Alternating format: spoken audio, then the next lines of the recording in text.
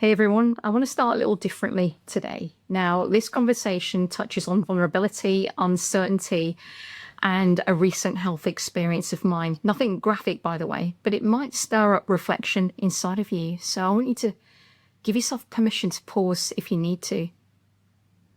Now, at Braver Women, we're always celebrating the stories that my clients choose to share, aren't we? Either here in the group or on the podcast. And I think it's fair to say those very real and raw stories, it's those that show other lesbian and queer women what's actually possible when they've spent a long time believing that nothing was. And I truly believe that vulnerability is a huge catalyst. It's the place where our most powerful and authentic parts finally wake up. So I think it makes sense that I continue to share my own vulnerability too, as a bridge for you to cross as well. Now, to be honest, this past week has been a lot for me. It's been really uncomfortable. It's been very confronting. And I experienced something that, well, shall we say, was very real. And I'm going to tell you about what happened in just a moment. But I think it's fair to say that everything suddenly slowed down for me, and it's given me some huge realizations.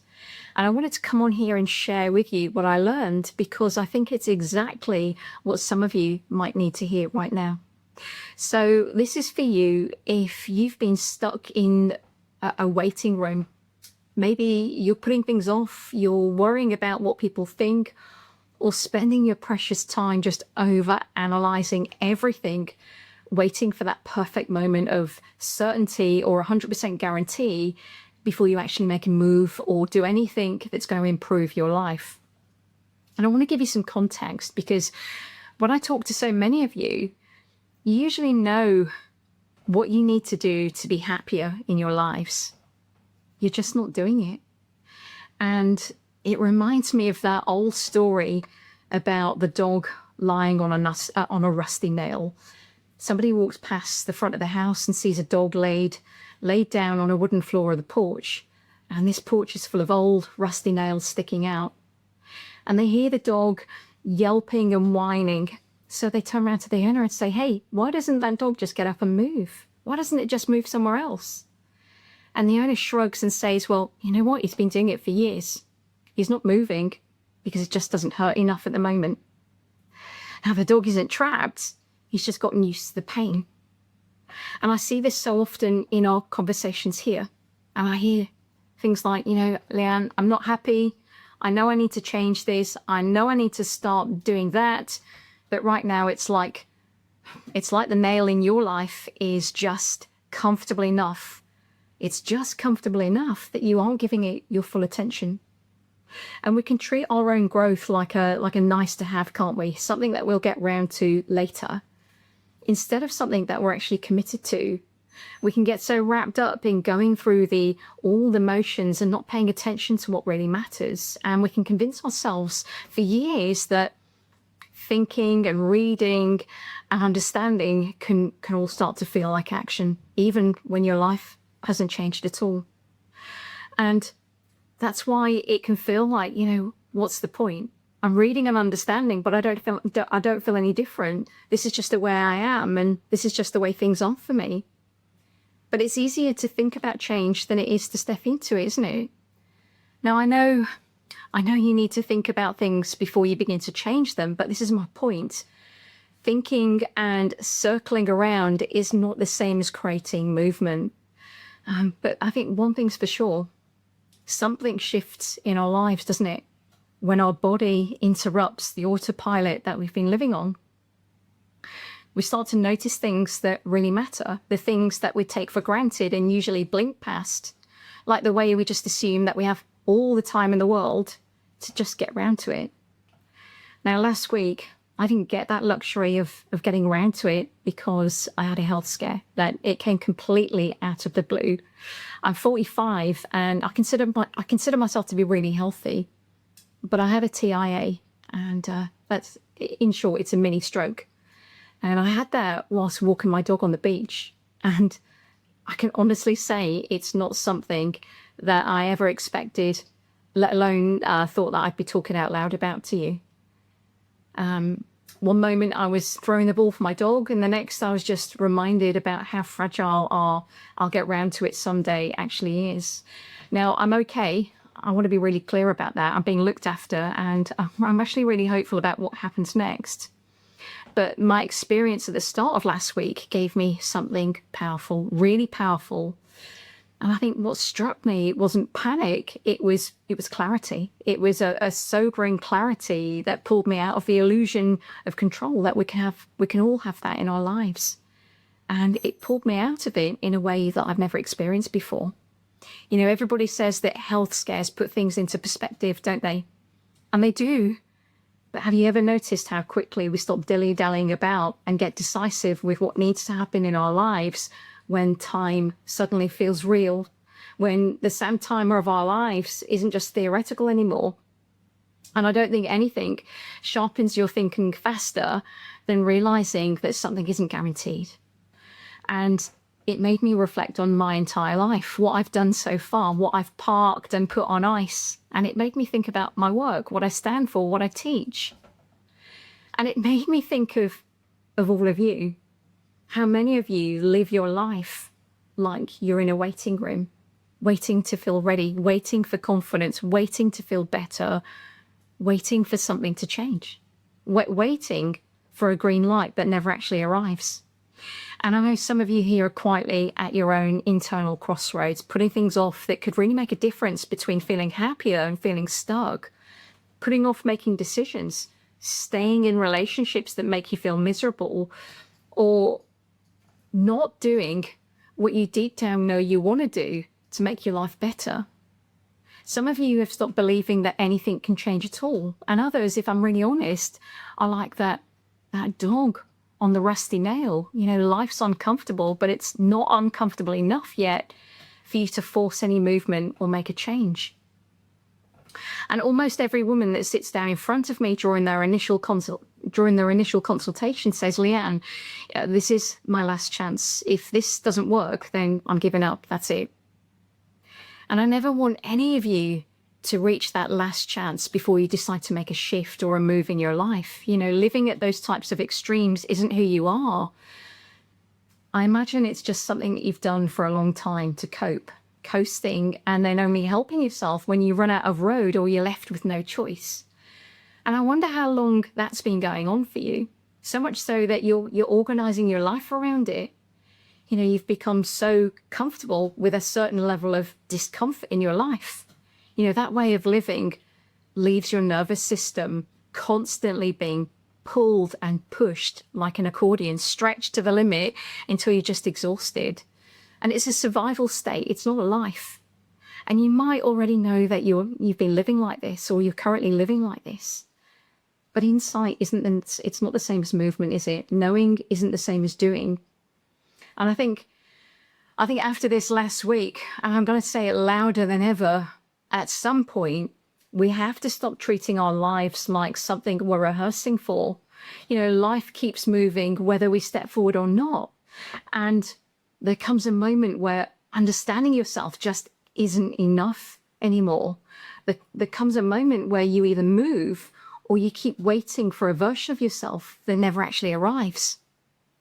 So I want you to look at your life honestly and notice where you've been circling for way longer than you meant to, and thinking that you'll get round to it eventually. And we can all fall into this trap, can't we, of acting like we only move once we have everything lined up and mapped out. And we can say, you know, I'm just scared of the unknown. But for those of you who keep putting things off, keep putting things on until you feel ready, the thing you really need to hear is that the unknown isn't the problem. The problem is how you're responding to it. And we try to plan and deliberate our way out of uncertainty because it gives us this illusion of control. We think that if we think about it enough and we get ahead of the curve enough, then that can prevent us feeling any type of discomfort. And I think when you live like this, you're never really in the moment of your life. You're in rehearsal mode, trying to think and plan it all out, all the possibilities in your mind. Here's the thing. having this intolerance for uncertainty not only keeps you in anxiety, but it strips all the joy and possibilities from your life. But as I found out on the beach this week, we don't actually get to control what's coming. None of us do. But we do get to choose who we are in the face of it. And that's the bit that we can influence. And I say this to my clients all the time. Problems are only problems when you tell yourself that you can't handle them. And the truth is you can handle way more of life than you actually realize. Because guess what? You've been dealing with uncertainty your whole life. We all have. And it's not a case of not being able to move. Usually it's a case of not wanting to move out of this illusion of comfort. I think last week made me realize something else too. While I was waiting to be seen by the doctor, I realized that my biggest worry at the time wasn't the end, but it was about who was going to take care of my dog. And it sounds small, doesn't it? But that's the point. Most of us are so busy bracing for the big theoretical disasters that we completely miss the life that's actually standing right in front of us. And I think my worry for Bodhi wasn't panic, it was presence. It was the part of me that was still here, even when the future felt totally uncertain over there. So I really want for you to stop, if this is you, I really want for you to stop being so preoccupied with all the what ifs and make room to finally show up for the what is in your life. And understand that not knowing what happens next, it's not a threat.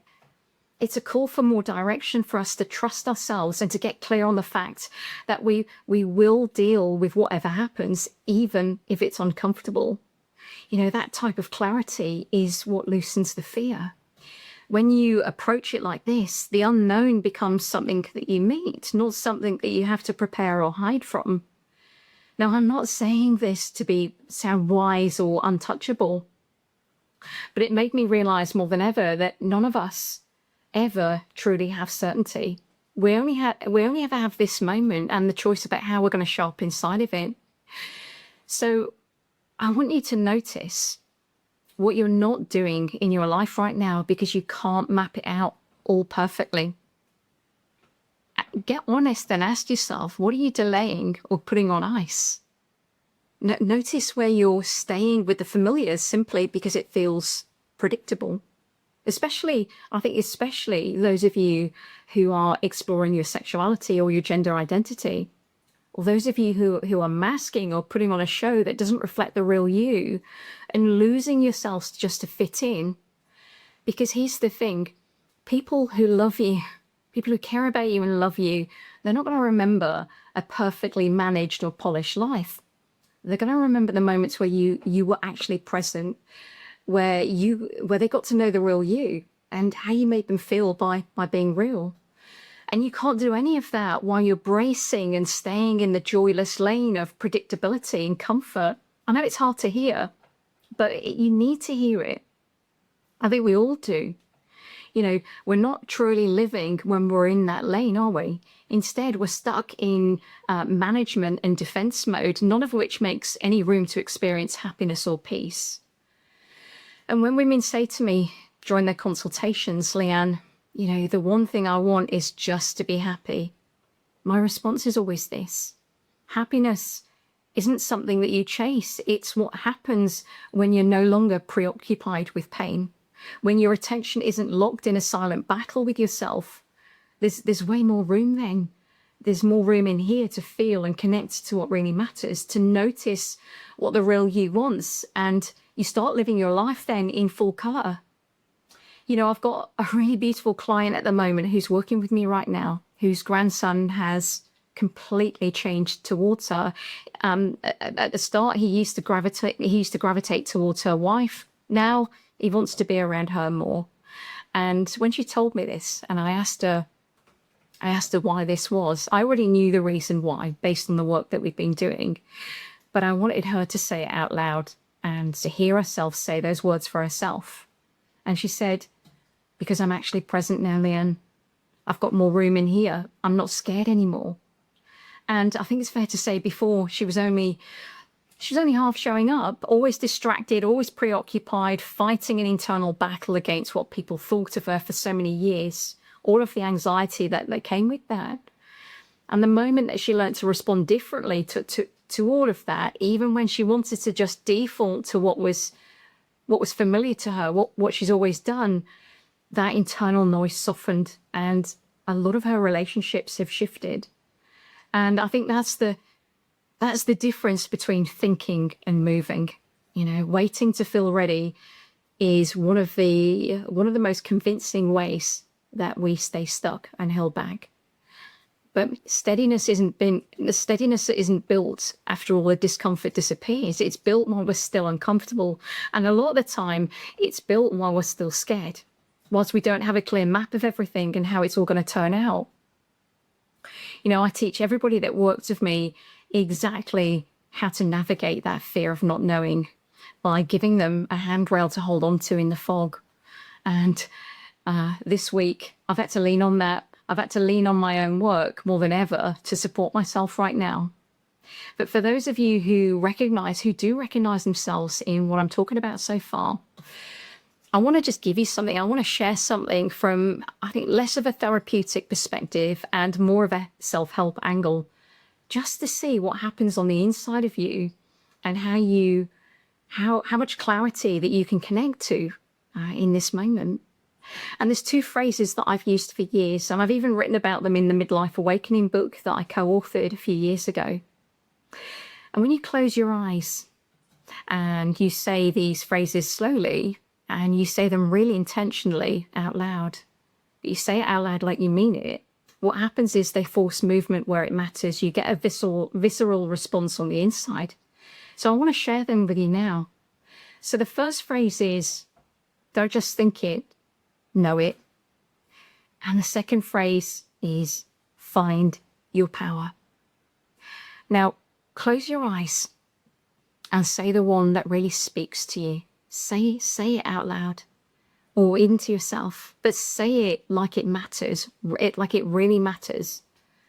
Notice how it feels on the inside when you speak those words. Notice how they bring you right back to your own responsibility to connect to the wisdom inside of you, the wisdom that you do actually know, the stuff that you've been ignoring or just skipping past. Let me know what happens. You know, this week didn't make me fearful. It made me so much clearer about what matters to me, to my own certainty and how I approach uncertainty. But also this, how quickly things can change, and also how quickly people can just postpone themselves while waiting for a certainty that never comes. I wonder if you can recognize yourself in what I'm talking about tonight. And I want to ask you, is it possible that you've lived with familiar discomfort for so long that you've started to believe it's just who you are and how it is for your life? Maybe you're waiting for happiness to find you, but the truth I've learned is that we have to use our time now to make the moves, to let happiness in, to let ourselves experience that. And if you're listening to me now and nodding quietly, I want you to know I get it. And I've been there on the edges of holding myself back and postponing and just having my head stuck in the sand. And here's the thing, I'm going to say it again, you know, you don't need more understanding. You know what's going on with you right now. You don't need to think about it anymore. What's going to make the difference for you is this. What if you just let yourself move, even while you're still waiting to feel ready? What if you stop letting fear be the only thing that makes your decisions for you? And I wonder what could change. I wonder what could change for you if you let the real you, the you that really knows what needs to happen, take the lead in your life. Now, these are questions that are really confronting, aren't they? And there's no way of dressing this up because it's real. This is your life. And, you know, you can DM me or you can comment in the comments when I post this video. Now, if something that I've said today does land really uncomfortably for you or it spikes you, I want you to use it as information because it means we've touched on something that you're ignoring. The discomfort is exactly where your clarity reveals itself. And maybe, just maybe after listening to me, today is the moment that you become more aware than ever of your rusty nail. Maybe today you finally decide to stop laying on it and let yourself move into the life that you're deserving of living. Because the only real certain that we can have is who we choose to be when things don't go to plan. So think about that. And I hope this nudges you to make the moves that you need to now, rather than waiting for a guarantee that will never arrive. Whether it's reaching out for help, finally saying the truth out loud, or just deciding that today is the day that you stop postponing yourself. Don't just think it, know it, get clear, find your power, because your power is right there in movement, not overthinking.